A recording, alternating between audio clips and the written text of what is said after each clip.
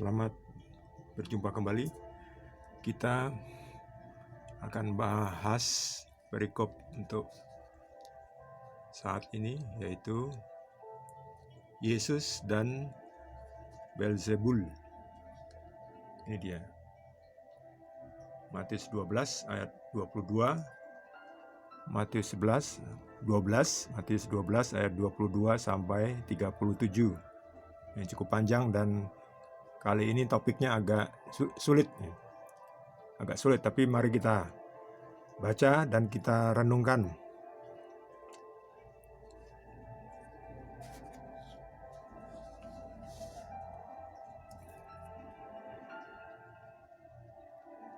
Yesus dan Beelzebul.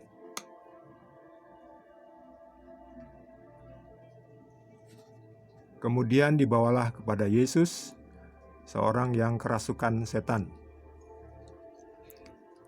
Orang itu buta dan bisu. Lalu Yesus menyembuhkannya, sehingga si bisu itu berkata-kata dan melihat. Maka takjublah sekalian orang banyak itu, katanya, "Ia ini agaknya anak Daud." Tetapi ketika orang Farisi mendengarnya, mereka berkata, "Dengan Beelzebul, penghulu setan, ia mengusir setan." Tetapi Yesus mengetahui pikiran mereka lalu berkata kepada mereka, "Setiap kerajaan yang terpecah-pecah pasti binasa, dan setiap kota atau rumah tangga yang terpecah-pecah tidak dapat bertahan. Demikianlah juga kalau iblis mengusir iblis, ia pun terbagi-bagi dan melawan dirinya sendiri. Bagaimanakah kerajaannya dapat bertahan? Jadi, jika aku mengusir setan dengan kuasa Beelzebul, dengan kuasa siapakah pengikut-pengikutmu mengusirnya? Sebab itu mereka lah yang akan menjadi hakimmu."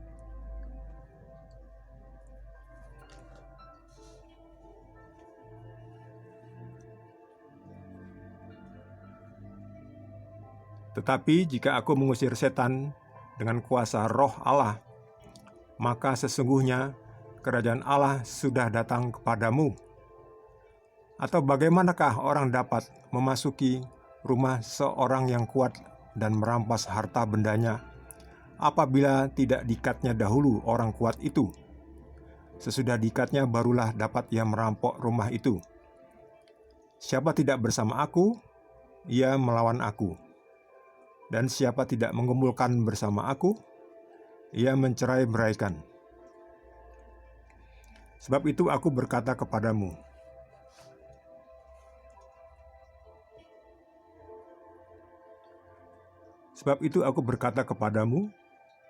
segala dosa dan hujat manusia akan diampuni, tetapi hujat terhadap Roh Kudus tidak akan diampuni.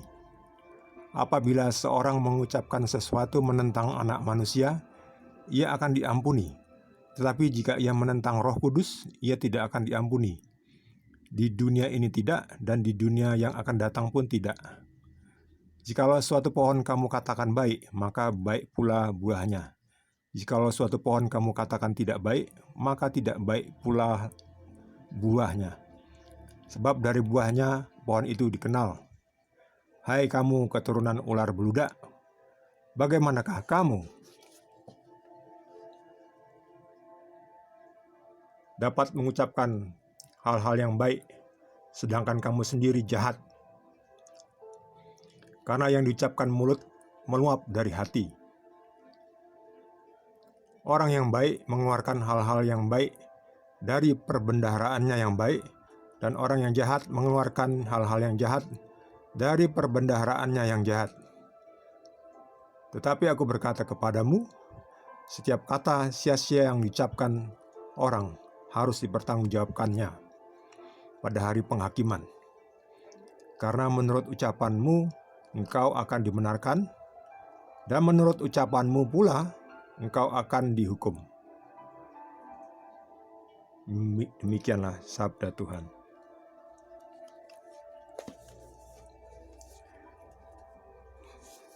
Di sini orang-orang Farisi menuduh Yesus mengusir setan dengan kuasa Beelzebul, penghulu setan. Jadi di sini Yesus menekankan bahwa tidak mungkin setan mengusir setan. Kalau setan mengusir setan, maka hancur kerajaannya. Jadi setan harus kompak agar kerajaan setan bisa terus langgeng mengganggu kerajaan Tuhan. Nah, di sini Yesus menekankan bahwa orang Farisi ini sudah menolak Roh Kudus, ya. Menolak Roh Kudus. Karena ia menuduh Yesus yang menggunakan Roh Kudus untuk mengusir setan, dikatakan dengan dari setan.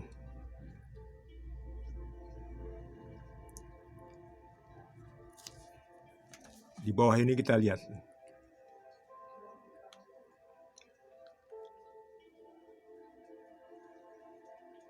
Apabila seorang mengucapkan sesuatu menentang Anak Manusia, ia akan diampuni. Tetapi jika ia menentang Roh Kudus, ia tidak akan diampuni. Di dunia ini tidak, dan di dunia yang akan datang pun tidak. Nah, apa maksudnya ini? Bagaimanakah itu menentang Roh Kudus? Dosa menentang Roh Kudus, dosa melawan Roh Kudus. Seperti apa ya? Ya di sini ini agak sulit dipahami juga ya. Karena kita kan membayangkannya semua dosa diampuni. Tetapi hujat terhadap Roh Kudus tidak akan diampuni. Nah, seperti apa itu hujat terhadap Roh Kudus? Kalau kita menerima sesuatu yang baik, berarti kita menerima Roh Tuhan. Tapi kalau kita tahu bahwa sesuatu itu tidak baik dan kita masih saja melakukannya, mungkin itu yang disebut juga dengan dosa melawan Roh Kudus. Sudah tahu baik tapi ditolak. Sudah tahu salah malah dilakukan. Tapi kadang kita terpaksa, misalnya wah itu ada makanan, saya lapar sekali, ini bukan makanan saya ambil. Saya tahu itu salah, mengambil makanan orang lain. Apakah itu dosa melawan Roh Kudus? Nah, saya ingin para penonton, pendengar juga memberikan sharing pemahaman. Apa yang Anda maksud, menurut Anda bagaimana dosa melawan Roh Kudus? Contohnya Yudas ya, satu lagi Yudas. Yudas ketika mengkhianati Yesus, Yudas tidak mau bertobat. Dia malah gantung diri, bunuh diri. Mestinya Yudas itu bertobatlah. Dia sudah menyerahkan Tuhan Yesus. Ya, Yudas memang sama seperti Petrus, berkhianat. Petrus juga sama. Petrus juga menyerahkan Yesus, membiarkan Yesus, meninggalkan Yesus, menyangkal Yesus juga. Apakah kamu kenal anak Yesus? Oh tidak, saya tidak mengenal. Kamu juga muridnya Yesus? Tidak, saya tidak terkenal orang itu. Sampai 3 kali. Bedanya antara Petrus dan Yudas, Petrus yang sama-sama menyangkal Yesus, Petrus menyesal dan Petrus bertobat. Yudas melakukan kesalahan, menyerahkan Yesus. Tetapi Yudas juga menyesal. Sayangnya Yudas tidak mau bertobat.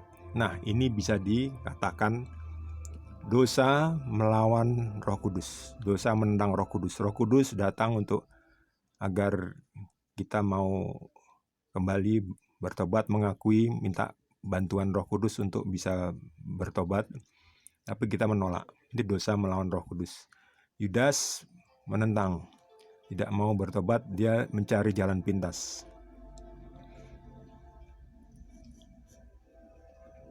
Setiap pohon dinilai baik atau buruk dari buahnya. Pohon yang baik akan menghasilkan buah yang baik, dan pohon yang tidak baik tidak akan menghasilkan buah yang baik.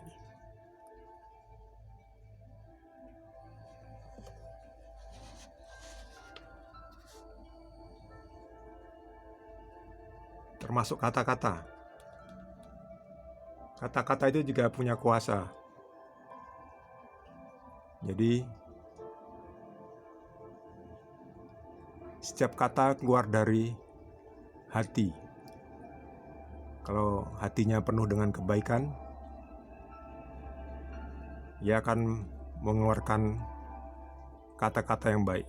Tapi kalau hatinya penuh dengan kejahatan, ya kejahatan pula kata-katanya yang akan diucapkan.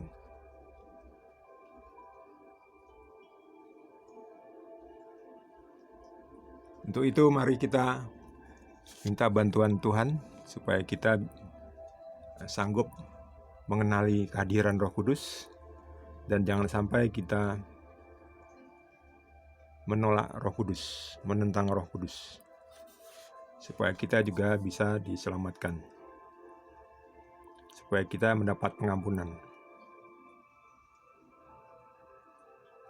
Terima kasih sudah menonton channel Suatu Perikop Alkitab. Kita akan jumpa lagi di perikop berikutnya. Besok kita akan baca perikop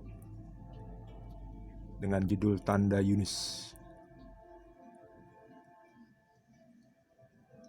Terima kasih dan God bless you.